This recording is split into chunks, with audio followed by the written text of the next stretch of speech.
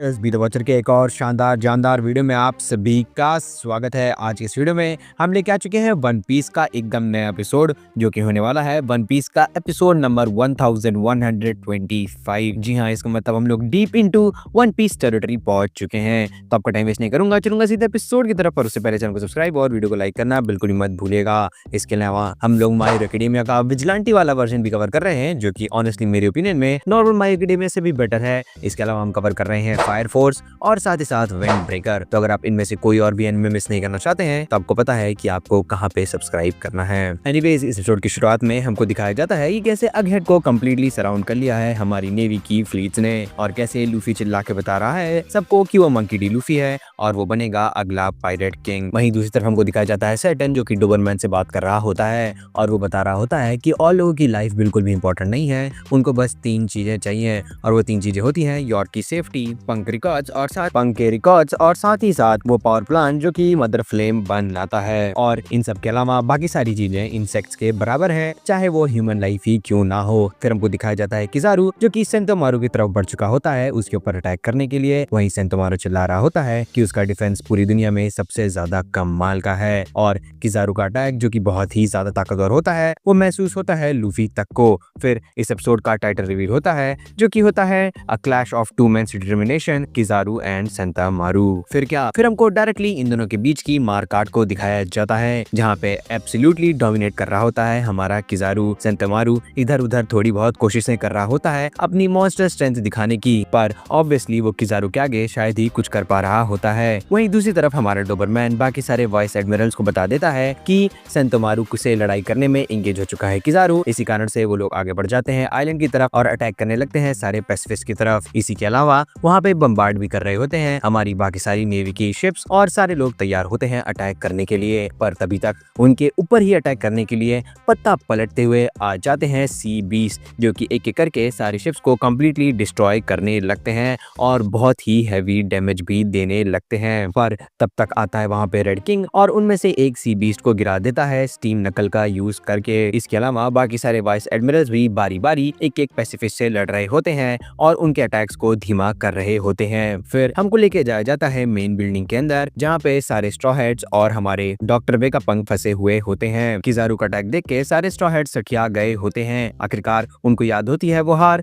जो कि उन्होंने किजारू के हाथ खाई थी 2 साल पहले। पर वेगापंक कह रहा होता है कि जब तक सेंतोमारू वहाँ पे है और उसके हाथ में पैसिफिस्ट का कमांड है कुछ भी नहीं हो सकता है। पर फिर भी जब उसको भी पता चलता है कि यहाँ पे अटैक करने कोई और नहीं बल्कि किजारू आया है, तो एक बार के लिए उसकी भी हल्की सी फट ही जाती है। वहीं दूसरी तरफ यॉर्क इनका मजा ले रही होती है। आखिरकार इन लोग की फटे भी क्यों ना, इन लोगों की जो कटाई चटाई हुई थी आर्कीपेलागो में, उसके बाद इनके पास इनके मन में तो कम से कम कोई भी चांस नहीं होता है। चॉपर तो कम्प्लीटली थरथरा रहा होता है। फिर हमको वापस लेके जा जाता है इन दोनों की फाइट्स के बीच में, जहाँ पे किजारू कम्प्लीटली डोमिनेट कर रहा होता है। वेगापंक सोच रहा होता है कि कैसे ये बैटल बहुत ही ज्यादा टफ है, बहुत ही ज्यादा क्रूअल है, और इसी कारण से वो बुरा नहीं मानेगा अगर सेंतोमारू वहाँ से भाग जाता है। वहीं दूसरी तरफ वेगापंक के अंटर पंटर अभी भी लगे हुए होते हैं कोड को क्रैक करने के लिए। फिर हमको वापस फाइट की तरफ लेके जाया जाता है, जहाँ पे हमारा किजारू यूज करता है यासाकानी, सीक्रेट जूल और लतियाने लगता है सेंतोमारू को। वो भाग रहा होता है और सबको याद दिला रहा होता है कि कैसे उसने स्ट्रॉ हेड लूफी से प्रोमिसेस किए हैं, तो इसी कारण से वो लड़ाई लड़ेगा और किजारू को यहाँ पे हराएगा। फिर वो लेता है अपनी कुल्हाड़ी और उसके ऊपर अटैक करता है और वहीं पे 2 टुकड़ों में काट देता है किजारू को। पर हमें पता है कि इससे किजारू का कुछ तो होना नहीं है, बल्कि वो ऑलमोस्ट मुस्कुरा सा ही रहा होता है। फिर हमको फ्लैशबैक सीन में लेके जाया जाता है, जहाँ पे हमको इनकी बैक स्टोरी बताई जाती है। बेसिकली डॉक्टर वेगापंक और किजारू निकले होते हैं एक समय पे बहुत सारे बियर्स को मारने के लिए, जो कि उस एरिया में अटैक कर रहे होते हैं। पर उनको ऑलरेडी कोई एक बच्चा हरा चुका होता है, और वो बच्चा कोई और नहीं बल्कि सेंतोमारू होता है, जो कि उनको सुमो में हरा देता है। फिर वो बताता है कि कैसे उसको विलेज से निकाल दिया गया होता है, इसलिए उसको काम चाहिए होता है। तो इसी बात पे हमारे डॉक्टर वेगापंक उसको अपने बॉडीगार्ड की तरह हायर कर लेते हैं, क्योंकि वो बहुत ज्यादा स्ट्रांग होता है। इसके अलावा वो किजारू को भी अपना चच्चा बना लेता है ताकि वो उसकी मदद कर सके, उसको सिखा सके कि वो वेगापंक से कैसे लड़ाई करे। और ये सब याद करके किजारू बहुत ही ज्यादा खुश हो रहा होता है कि कितना ज्यादा क्यूट हुआ करता था हमारा सेंतोमारू। पर अब समय आ चुका होता है कि किजारू सबक सिखाए सेंतोमारू को। वो कहता है कि देखो बेटा, ऐसा है कि आई अंडरस्टैंड कि मैंने तुम्हें बहुत अच्छे से सिखाया है, पर मेरा डिफेंस भी तुम्हारे जितना ही स्ट्रांग है। उसके बाद वो पॉइंट ब्लैंक रेंज के ऊपर उसके ऊपर एक बहुत ही कमाल का लेजर अटैक करता है और वहीं पे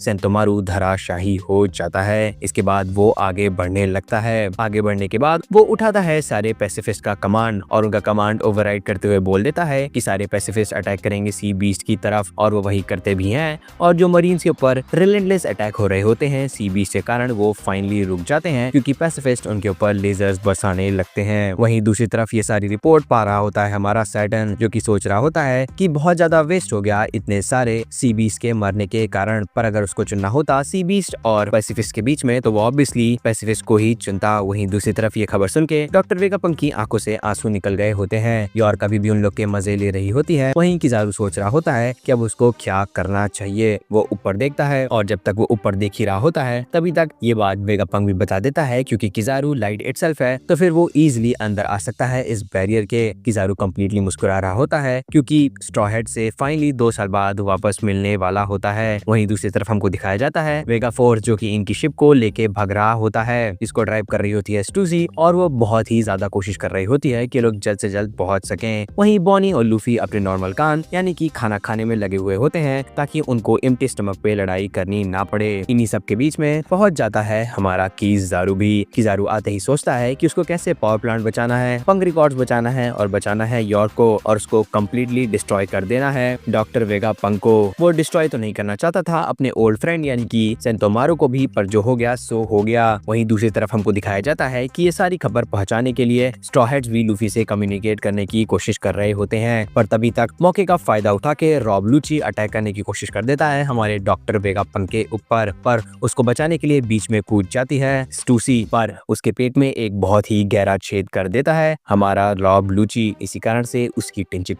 हो जाती है और वहीं पे गिर जाती है। इसी मोमेंट में ध्यान रखते हुए अचानक से बीच में कूद पड़ता है हमारा सांजी और बबल में ट्रैप कर देता है काकू को, क्योंकि उसके ऊपर भी अब इन लोग को भरोसा नहीं होता है। लूची सोच रहा होता है कि अब किजारू और ये दोनों मिलके स्ट्रॉ हेड्स की इजिली बैंड बजा देंगे, पर तभी इनका लॉर्ड एंड सेवियर यानी कि हमारा ज़ोरोरो आ जाता है और इसको कहीं लेके दूर चला जाता है बिल्डिंग के बाहर। वहीं दूसरी तरफ किजारू सोच रहा होता है कि कैसे शिप अभी भी शोर की तरफ नहीं है, इसका मतलब कि शिप जरूर वेगा फोर्स के पास होगी, जो कि कंप्लीटली करबी होता है। वो वेगा फोर्स के ऊपर अटैक करने वाला होता है और ये अटैक देख भी रहे होते हैं फ्रैंकी और बॉनी, पर इससे पहले कुछ हो पाए हमारा लूफी वहां पे कूदते काटते पहुंच जाता है और इससे पहले कुछ किजारू बोल भी पाए लूफी एक कमाल की जंप मारता है और लतियाना चालू कर देता है किजारू को। किजारू इसको देख के बोलता है कि ये तो बहुत ही ज्यादा रूड हो गया, पर वंस अगेन इससे पहले सेंटेंस कंप्लीट कर पाए किजारू, हमारे लूफी बोल देता है कि हम लोग जब तुमसे लास्ट टाइम लड़े थे उससे 100 टाइम ज्यादा स्ट्रॉन्ग हो चुके हैं। जी हाँ, मोस्ट एंटिसिपेटेड फाइट यानी कि किजारू वर्सेस लूफी अब फाइनली स्टार्ट होने वाली है। आपकी क्या प्रेडिक्शन है इसको कमेंट सेक्शन में बताना बिल्कुल भी मत भूलिएगा। मैं तो कहूंगा कि मांगा को मत ही फॉलो करिए, क्योंकि मांगा से कुछ ही महीने पीछे होता है हमारा वन पीस का एनिमे और बहुत ही परफेक्ट ब्यूटीफुल एडॉप्शन भी लेके आता है। तो इसके अलावा चैनल को सब्सक्राइब और वीडियो को लाइक करना बिल्कुल भी मत भूलिएगा। एक और thank you for watching and be the watcher.